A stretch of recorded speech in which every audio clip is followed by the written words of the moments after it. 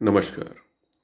माता Vaishno Devi institute of medical excellence की MBBS की मान्यता रद्द करने के फैसले ने एक बार फिर से देश में मेरिट के डिबेट को स्टार्ट कर दिया है। इससे पहले कि मैं इस मेरिट की डिबेट में अपने विचार आपसे साझा करूं, एक संक्षिप्त सा सार आपको बता देता हूं कि ये सारी कंट्रोवर्सी क्या है। माता वैष्णो देवी मेडिकल कॉलेज ने इस बार पहली बार एमबीबीएस के कैरिकुलम के लिए एडमिशन्स लिए। एंट्रेंस एग्ज़ाम हुआ और 50 सीटों के लिए बच्चों ने एंट्रेंस एग्ज़ाम फाइट किया। जब रिज़ल्ट आया तो ये पता चला कि 50 में से 42 सीटों में मुस्लिम कैंडिडेट्स, 7 सीटों पर हिंदू कैंडिडेट्स और एक सीट पर सिख कैंडिडेट ने सफलता पाई। इस रिजल्ट से हिंदूवादी संगठन आहत हो गए और उन्होंने आंदोलन शुरू कर दिया, प्रोटेस्ट स्टार्ट कर दिया और मेडिकल कॉलेज के गेट्स में ताले लगा दिए। उनकी मांग ये थी कि क्योंकि माता वैष्णो देवी मेडिकल कॉलेज हिंदू भक्तों के चढ़ावे से चलता है, इसलिए उनको ये मान्य नहीं है कि 42 मुस्लिम छात्र यहाँ पर एमबीबीएस में दाखिला पाएँ। अंतोगत्वा शायद इन गुटों के प्रेशर के बाद, क्योंकि जब सरकार ने मान्यता रद्द करी तो उसके बाद ये जो ग्रुप थे इनमें बहुत खुशी की लहर थी और इन्होंने मिठाई बांटी और इसका बहुत हर्षोल्लास से, इस फैसले का हर्षोल्लास से इन्होंने स्वागत किया। तो ये संक्षिप्त सा सार था।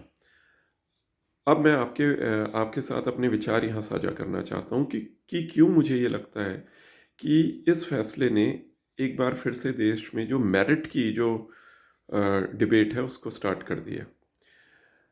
मुझे ये लगता है कि भारतीय समाज, भारत में हम लोग जो भी हैं, हमारा जो मेरिट के जो हमारे जो स्टैंडर्ड्स हैं उसमें डुप्लीकेसी या डबल स्टैंडर्ड्स हैं।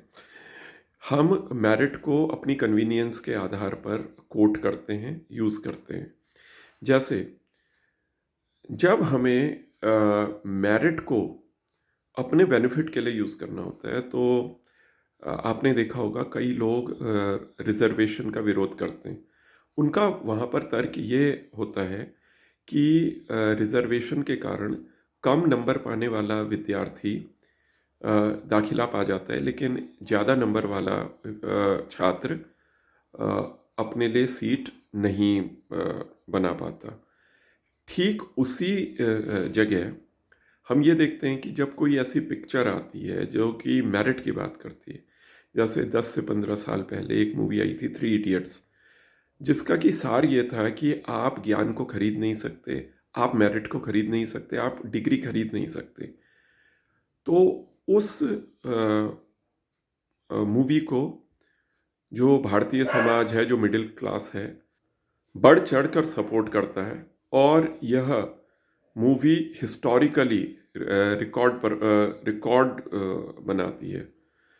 तो वहाँ पर जो मेरिट की जो लोगों की जो डेफिनेशन है वह यह है कि एक मेरिट बेस्ड सोसाइटी होनी चाहिए और किसी भी तरीके का आरक्षण नहीं होना चाहिए।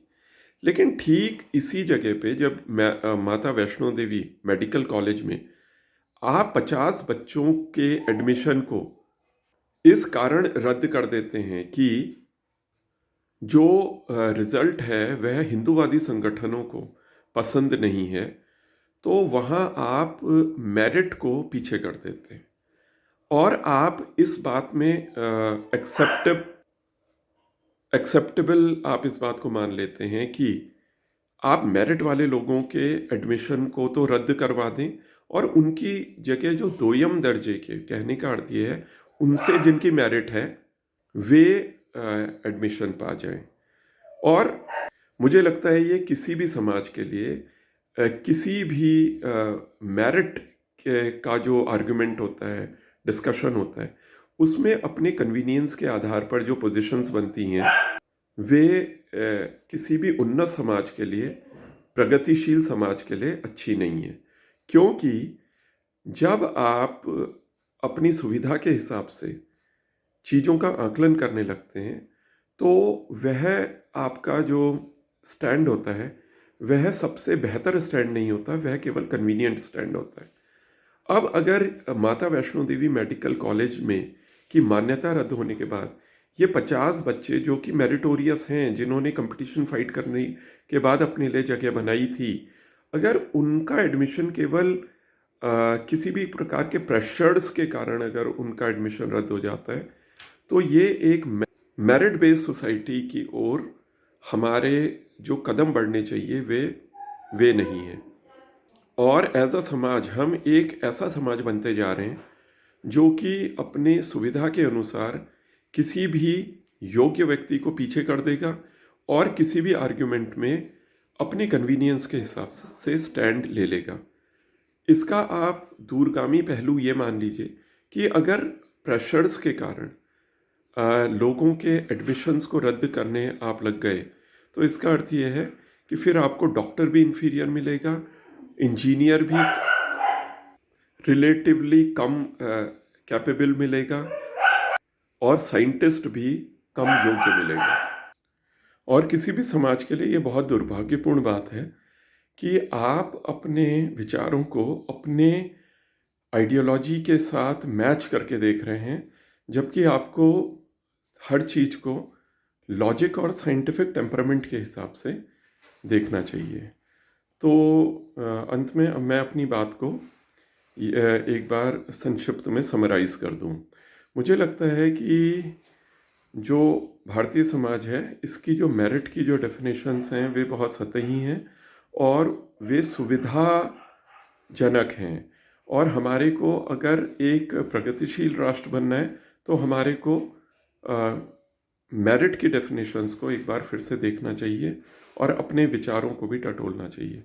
तो ये मेरी संक्षिप्त सी चर्चा थी मेरिट और भारतीय समाज के मेरिट के आर्ग्यूमेंट में वे जिस तरीके के स्टैंड लेते हैं। धन्यवाद।